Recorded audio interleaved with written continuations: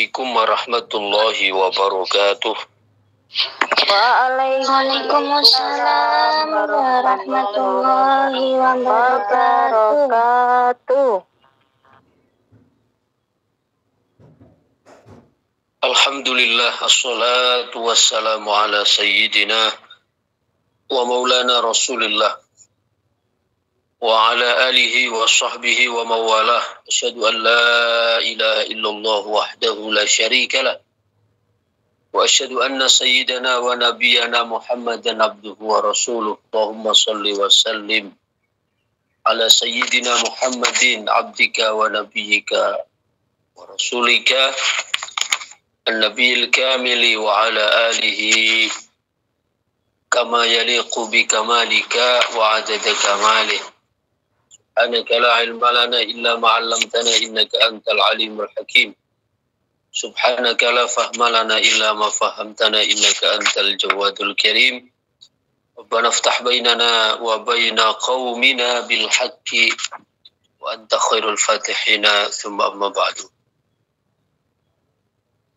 Bismillahirrahmanirrahim. Qala al-muallif rahimahullah wa nafa'na bihi wa bi'ulumihi wa bi'anwarihi wa bi'asrarihi fid dharaini amin ya rabbal alamin.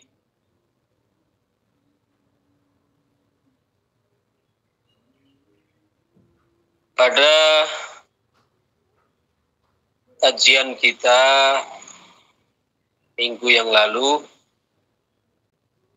bahasan kita yaitu hikam 185, rubama barazatil haqaiku maksufatal anwar idh lam yu'dhan laha fiha bil izhar. Terkadang hakikat-hakikat itu keluar dalam keadaan cahayanya itu tertutup,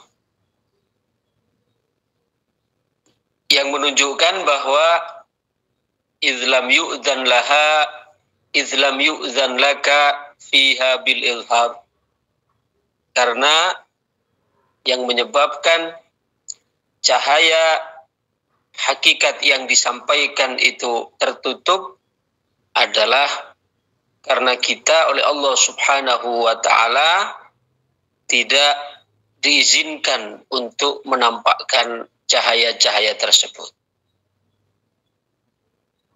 Penjelasannya telah kita ikuti, ya, bahwa secara ringkas syarahnya adalah penjelasannya ilmu ini, ilmu ruhani, ilmu tasawuf yang berkaitan dengan wajad, yang berkaitan dengan zauq, yang berkaitan dengan rasa ruhani.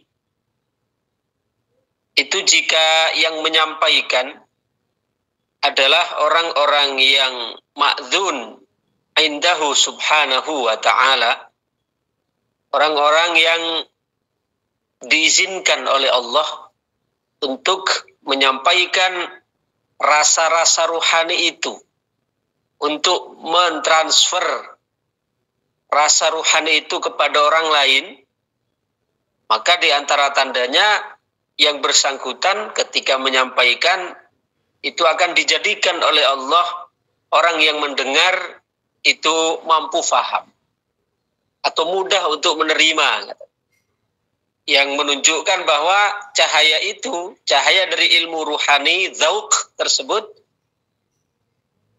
sampai kepada pendengarnya. Sehingga jika di Bali apabila ada orang yang menyampaikan ilmu zauq ini, yang menyampaikan tentang ilmu ruhani ini, ternyata kita jumpai mengalami kesulitan dalam mengungkapkan atau bahkan di dalam memberikan pemahaman kepada mustami'in, kepada audiens, Maka itu menunjukkan salah satu indikasi bahwa yang bersangkutan itu belum diizinkan oleh Allah Subhanahu wa Ta'ala.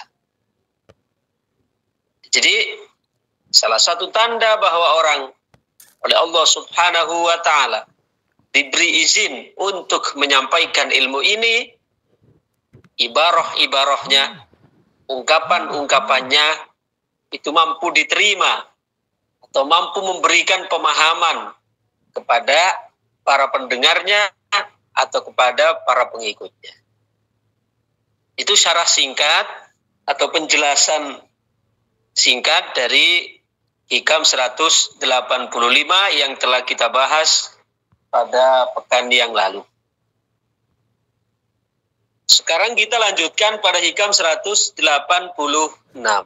Qala radhiyallahu anhu wa nafa'na bihi wa bi'ulumihi wa bi anwarihi wa bi asrarihi fid dharaini amin ya rabbal alamin. Ibaratuhum imma li faydani wajdin aw li qasdi hidayati muridin. Fal awwalu halus salikin wathani halu arbabil muknati wal mutahaqqiqin.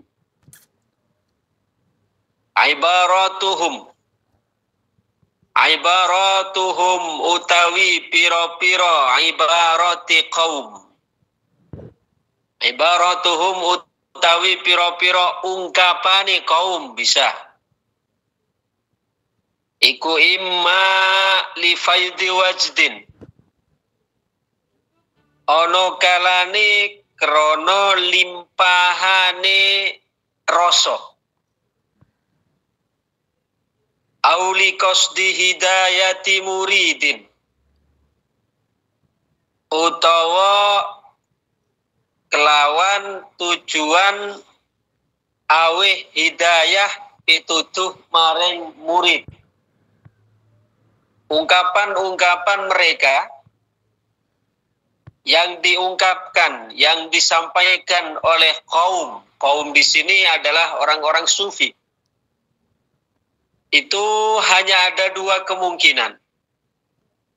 Ada kalanya yang pertama, imma li faydani wajdin. Ada kalanya ketika mereka mengungkapkan sebuah ibarah. Ada kalanya ketika mereka menyampaikan sebuah nasihat. Menyampaikan sebuah kata-kata. Imma li faydani wajdin. Ada kalanya karena disebabkan oleh luahan rasa yang datang ke dalam jiwa mereka. Berarti jenis yang pertama ada orang sufi ketika mereka memberikan nasihat, ketika mereka mengeluarkan sebuah ungkapan, ketika mereka berkata-kata, ada kalanya kata-kata yang diungkapkan itu adalah karena aliran rasa yang saat itu Allah ilhamkan ke dalam jiwanya. Atau pengalaman ruhani yang saat itu Allah luahkan ke dalam hatinya. Itu yang pertama. Atau yang kedua, auli qasdi hidayati muridin. Atau yang kedua, ada kalanya juga orang sufi pada saat meluahkan sebuah kalimat. Karena mereka tidak akan sembarangan berbicara. Tapi berbicaranya itu pasti memiliki nilai. Pasti memiliki tujuan. Pasti memiliki motif.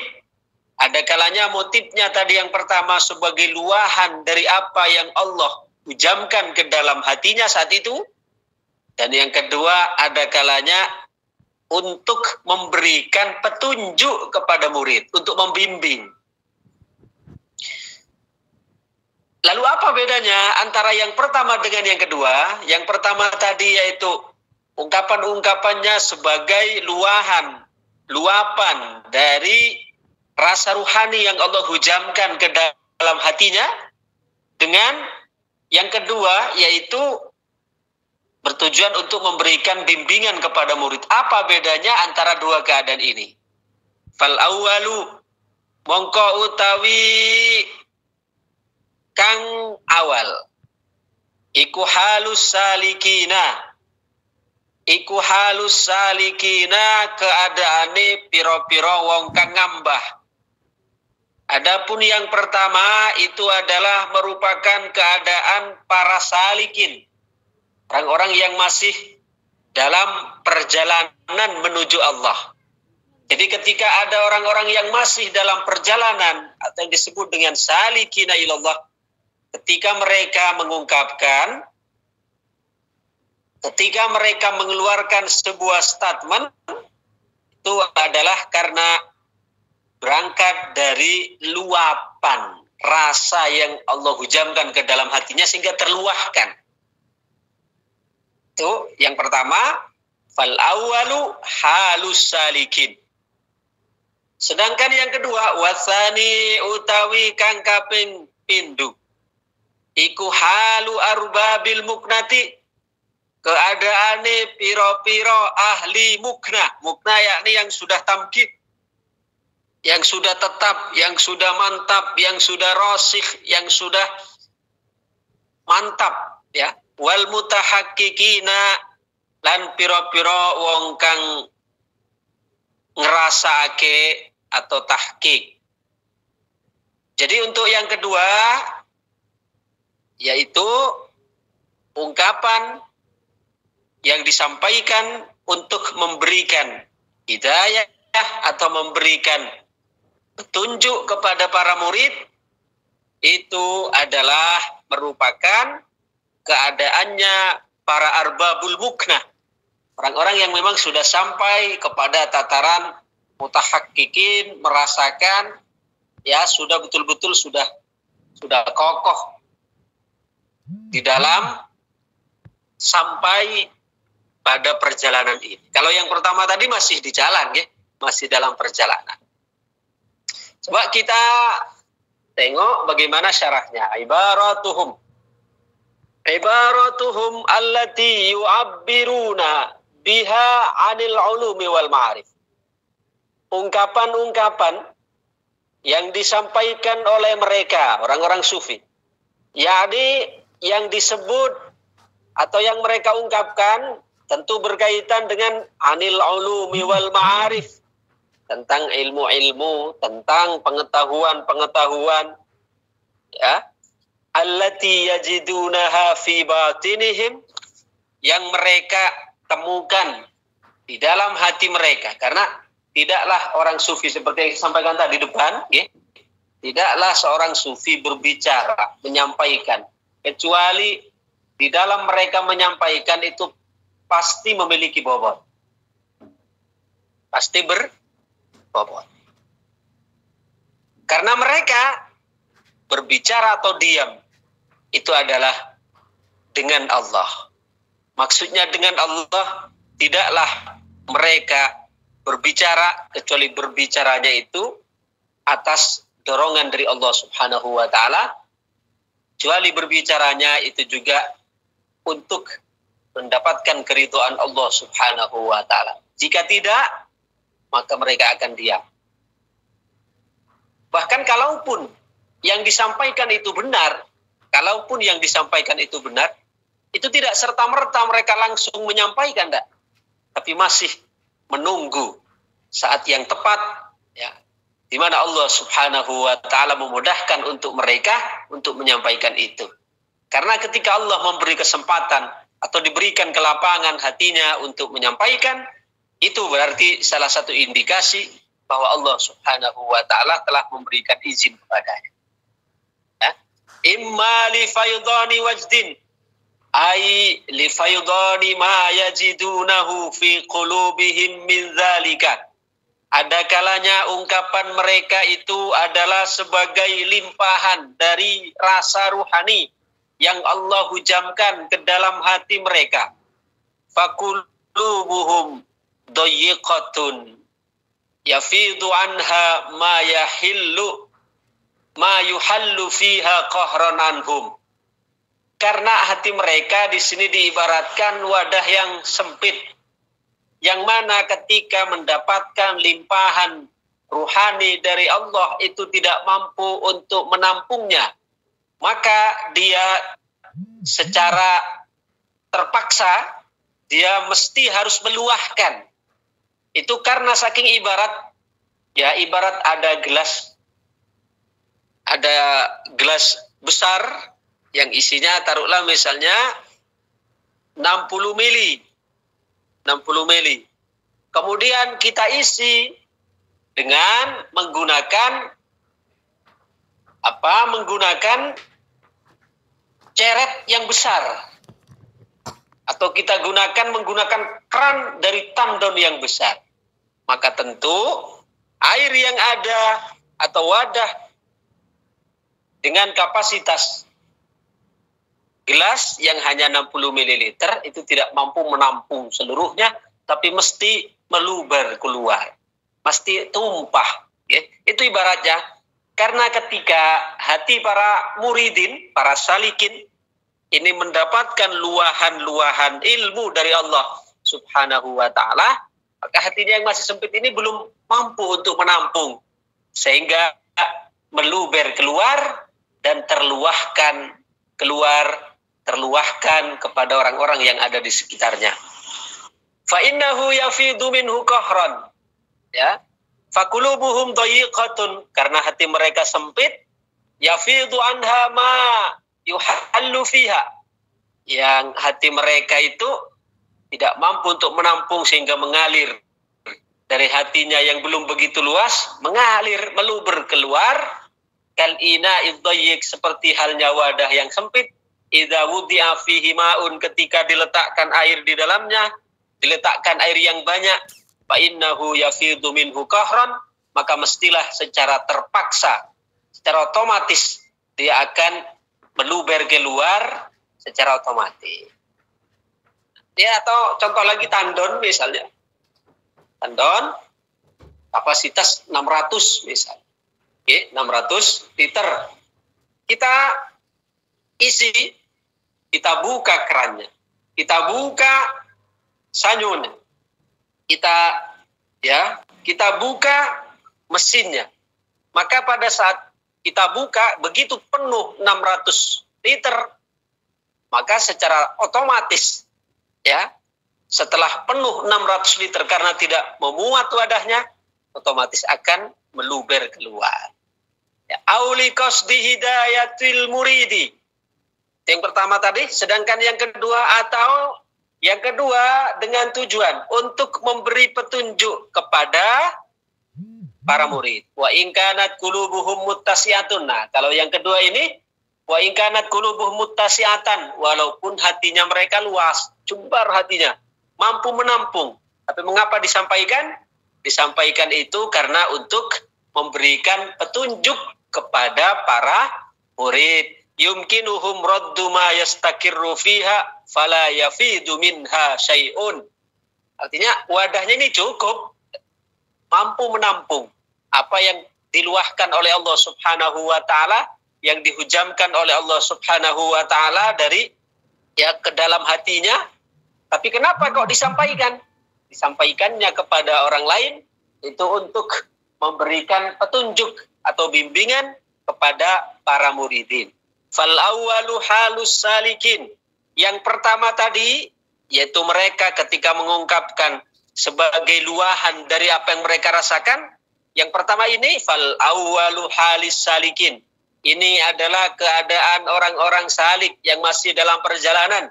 Ay min ahlil bidayah, yaitu masih dalam permulaan.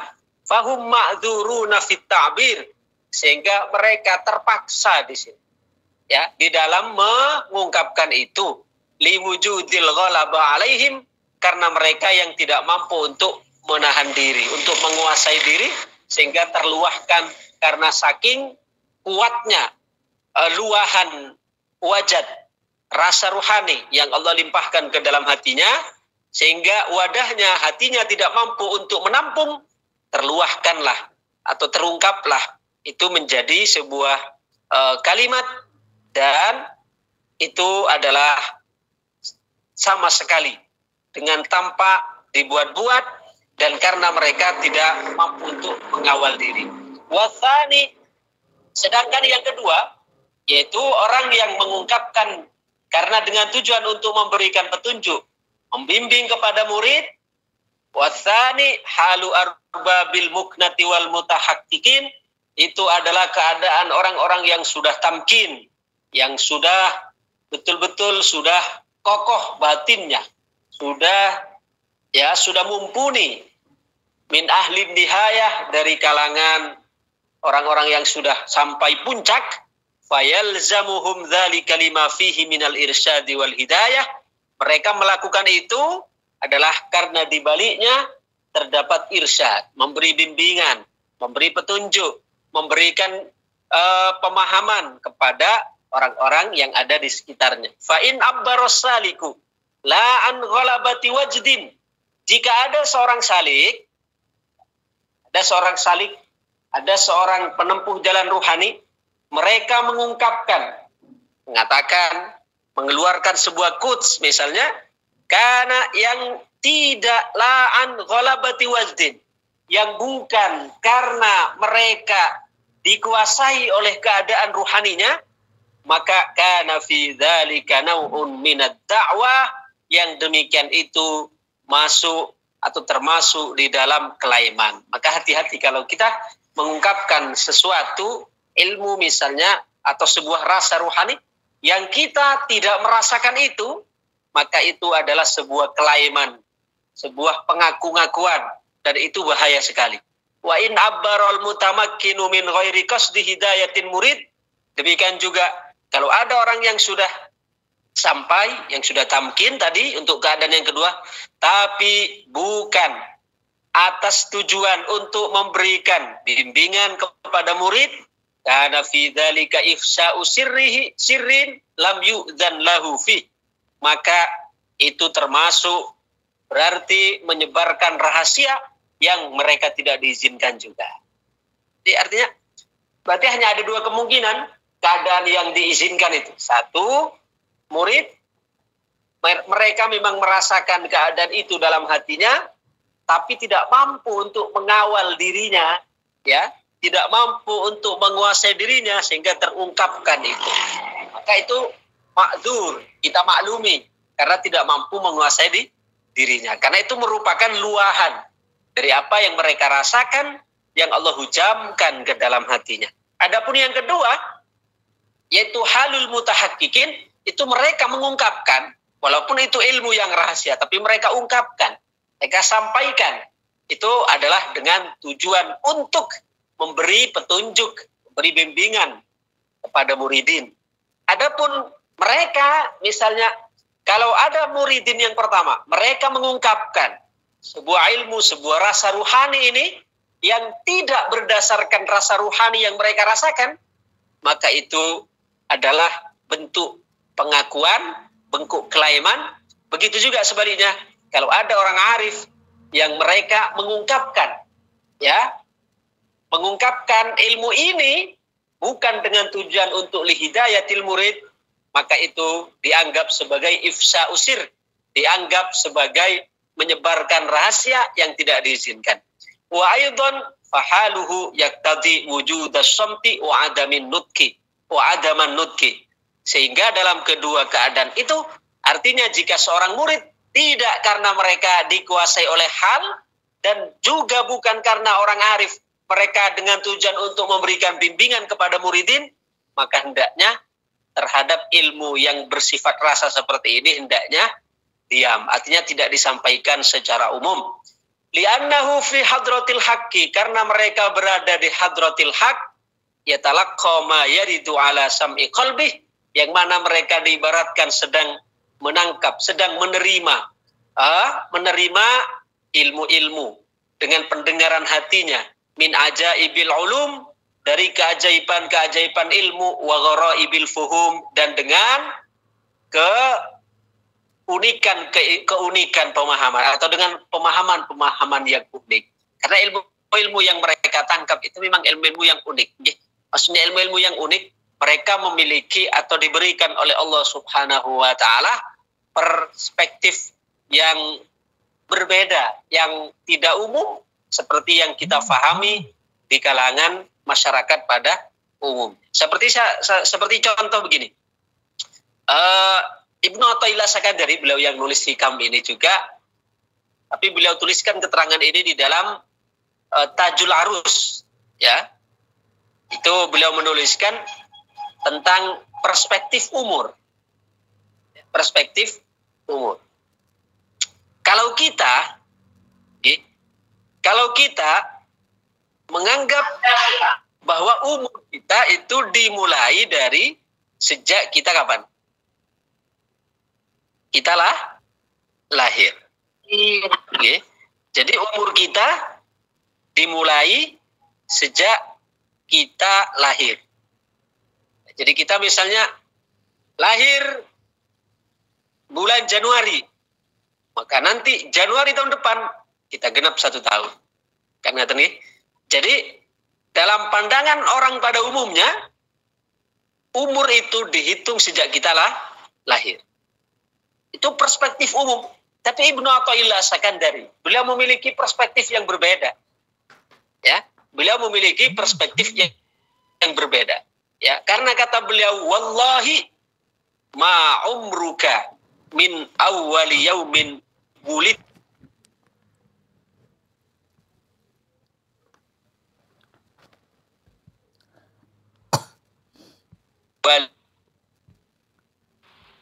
Di sini Ibnu Athaillah bersumpah ini dalam ya, beliau memberikan definisi tentang ulang tahun. Umur kita sebenarnya dimulai kapan? Kata beliau, demi Allah min awwali yaumin wulidta.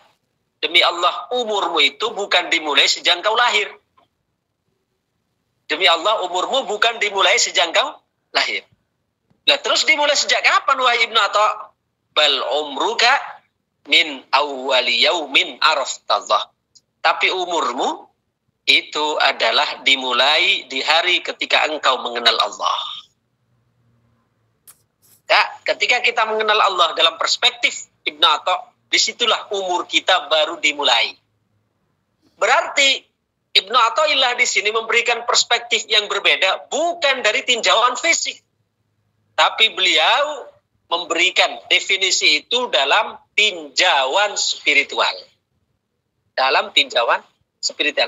Karena di dalam dunia spiritual, dalam dunia ruhani, kedewasaan itu sama sekali tidak ada kaitannya dengan usia fisik. Tidak ada kaitannya dengan umur kita secara fisik.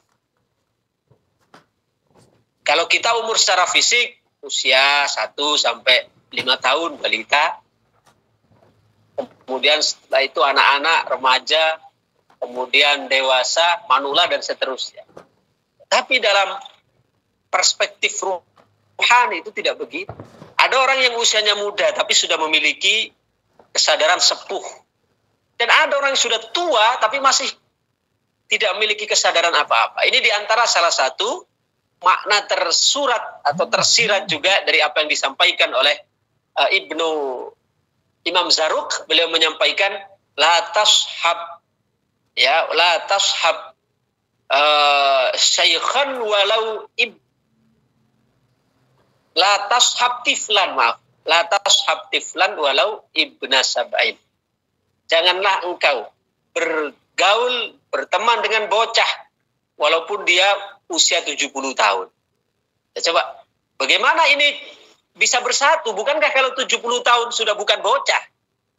Oh, ternyata maksud beliau di sini, walaupun usia 70 tahun, tapi jika masih memiliki perangai yang buruk, maka itu masih dianggap sebagai bocah. Maka di sini Ibnu Atha menyampaikan bahwa umurmu itu tidak dihitung, atau umurmu yang hakiki itu bukan dimulai sejak engkau lahir, tapi dimulai ketika engkau mengenal Allah. Berarti kalau kita belum mengenal Allah, berarti kita belum dianggap punya umur sebenarnya. Oke. Jadi, nah, ilmu semacam ini adalah ilmu yang seperti Ibnu Athaillah menyampaikan. Berarti beliau masuk yang pertama atau masuk yang kedua? Dari pembahasan kita tadi. Masuk yang kedua, yaitu beliau menyampaikan ilmu ini, ungkapan yang saya sampaikan tadi, Itu dengan tujuan untuk memberi bimbingan kepada kita semua. Supaya kita tidak apa? Supaya kita tidak tertipu dengan umur fisik. Tapi supaya kita memperhatikan, ya memberikan perhatian lebih kepada perkembangan atau prestasi rohani kita, bagaimana mengejar, ya, kita menjadi hamba Allah Subhanahu wa Ta'ala yang kenal dengan Allah Subhanahu wa Ta'ala. Li'annahu fi hadratil haqqi ta'ala ma yaridu ala sam'i qalbihi min ajaibil ulum wa ghoraibil fuhum.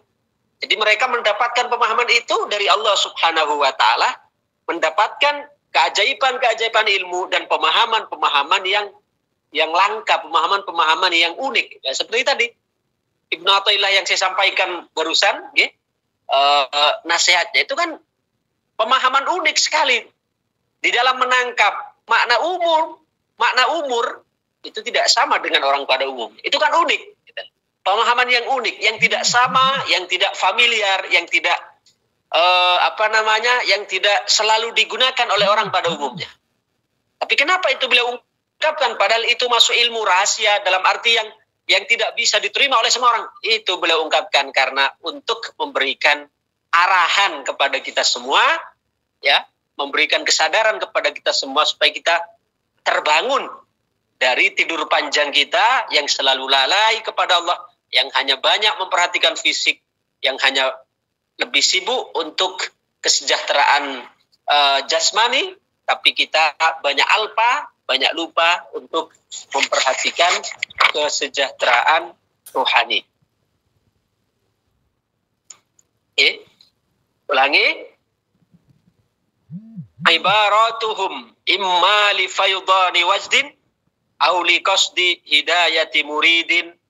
Fal awwalu halus salikin wathani halu arbabil muknati wal mutahaqqiqin.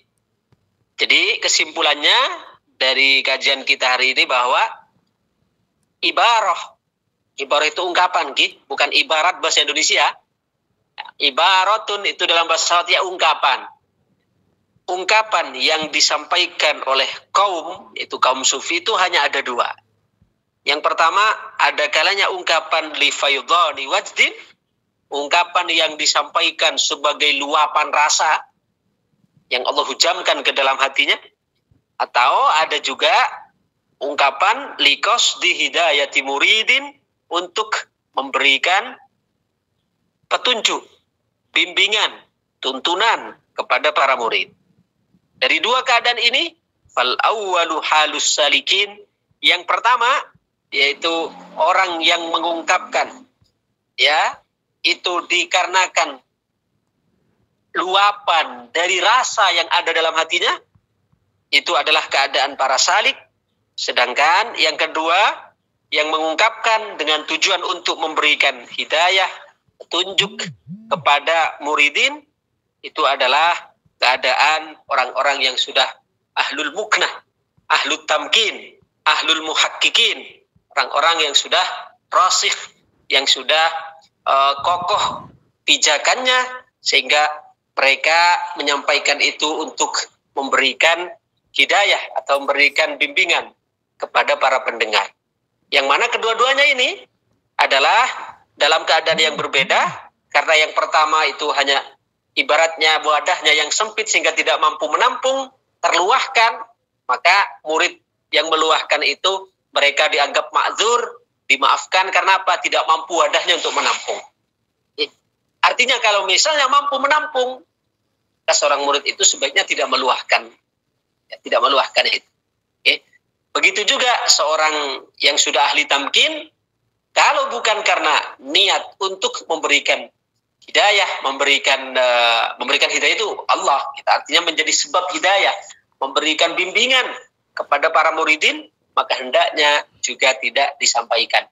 Karena apa? Dari dua keadaan ini, kalau ada seorang murid, mereka menyampaikan, ya, keadaan ruhani yang mereka tidak merasakan, maka itu adalah bentuk iddia, merupakan bentuk dakwah, bentuk kelaiman, bentuk pengaku-ngakuan.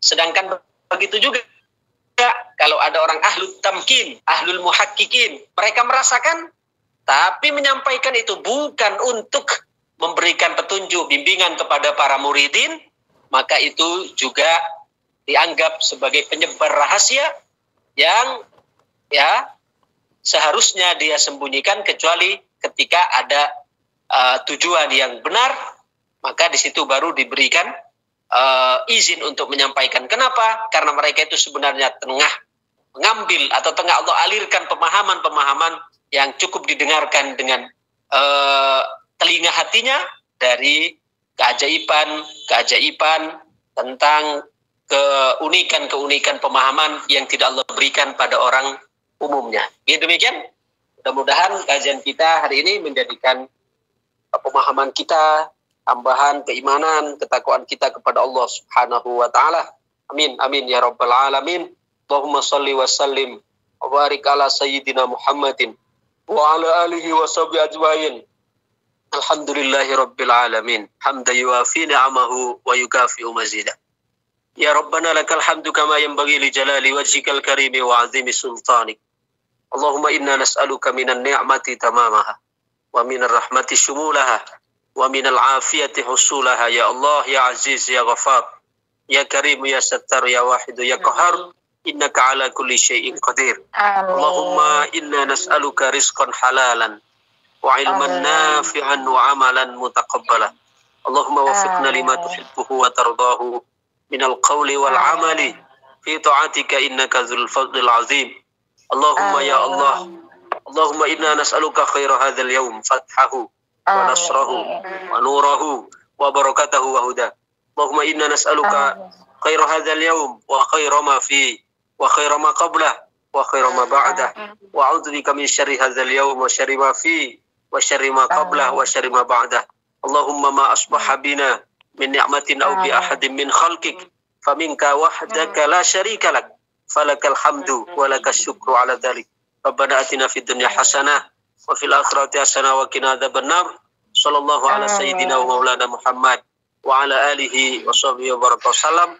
Subhana rabbika rabbil izzati amma yasifun wa salamun alal mursalin walhamdulillahi rabbil alamin.